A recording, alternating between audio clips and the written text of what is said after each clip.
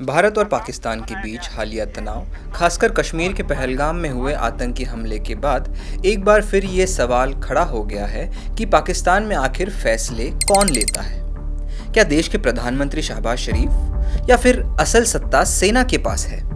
इस रिपोर्ट में जानते हैं पाकिस्तान की मौजूदा सुरक्षा नीति और भारत को लेकर उसकी रणनीति किसके हाथों में है। इसमें पहला नाम आता है जनरल असीम मुनीर का। ये सेना प्रमुख है।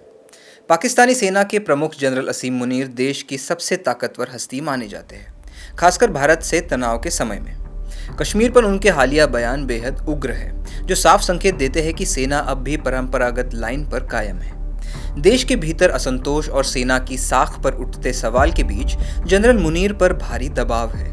पाकिस्तान की विदेश और सुरक्षा नीति का असल संचालन उन्हीं के हाथों में है।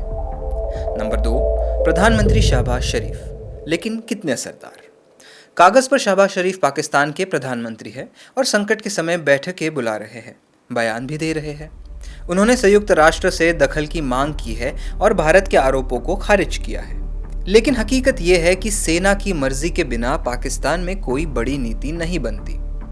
इमरान खान जेल में है, नवाज शरीफ राजनीतिक हाशिए पर, ऐसे में शहबाज शरीफ की भूमिका सीमित नजर आती है। नंबर 3, नेशनल सिक्योरिटी कमेटी यानी NSC, जो कि मिलिट्री प्लस सिविलियन कॉम्बिनेशन से बनती है। ये पाकिस्तान की सबसे अहम नीति निर्धारण संस्था है, जिसमें प्रधानमंत्री, सेना प्रमुख, ISI चीफ और कुछ वरिष्ठ मंत्री होते हैं। NSC लगातार बैठकें कर रही है। भारत के खिलाफ पाकिस्तान की आधिकारिक प्रतिक्रियाएं, कूटनीति और सैन्य रणनीति इसी मंच से तय हो रही है। नंबर 4, जनरल हेडक्वार्टर यानी GHQ और कोर कमांडर्स। रावलपिंडी स्थित GHQ पाकिस्तान सेना का ऑपरेशनल दिमाग है। यहाँ पर कोर कमांडर्स की बैठकें होती है, जिसमें देश भर की सैन्य इकाइयों के शीर्ष अधिकारी भारत की गतिविधियों का मूल्यांकन करते हैं।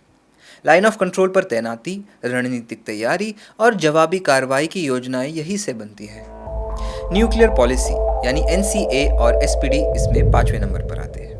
पाकिस्तान के परमाणु हथियारों की नीति और नियंत्रण नेशनल कमांड अथॉरिटी यानी NCA के हाथों में है।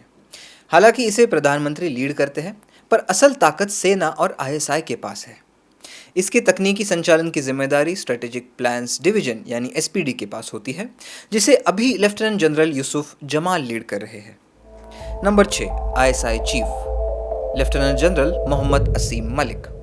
ISI पाकिस्तान की सबसे ताकतवर संस्था है और इसके मौजूदा डायरेक्टर जनरल है लेफ्टिनेंट जनरल असीम मलिक। चाहे भारत के खिलाफ रणनीति हो, कश्मीर की गतिविधियां या घरेलू राजनीति, ISI हर जगह दखल रखती है। DG ISI NSC और NCA दोनों का हिस्सा है, यानी हर अहम फैसला इनके दायरे में आता है। Number 7, finance minister Mohammad Aurangzeb. Pakistan की अर्थव्यवस्था डगमगा रही है। ऐसे में फाइनेंस मिनिस्टर मोहम्मद औरंगजेब की भूमिका अहम हो जाती है। बाहरी कर्ज, IMF, डिफेंस बजट, सब कुछ संतुलन में लाना उनकी जिम्मेदारी है। किसी भी टकराव या तनाव की स्थिति में फौज को संसाधन देना बिना देश को दिवाला बनाए आसान काम नहीं।